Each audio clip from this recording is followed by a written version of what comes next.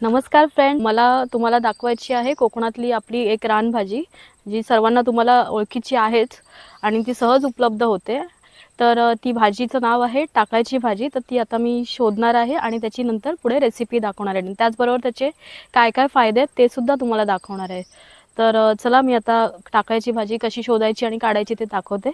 चला आता बघूया, टाकळा शोधूया आपण.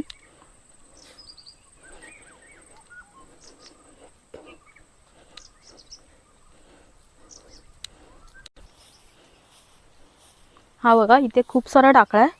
तर ह्यातला जो टाकळा आहे ना, हा बघा अशा पद्धतीची गोलसर पानं असतात, इझिली ओळखता येतो.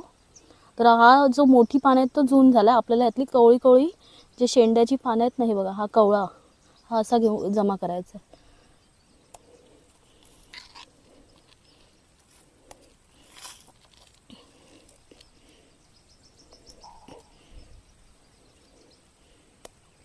पूर्ण रेसिपी बघण्यासाठी खाली दिलेल्या रिलेटेड व्हिडिओला क्लिक करा.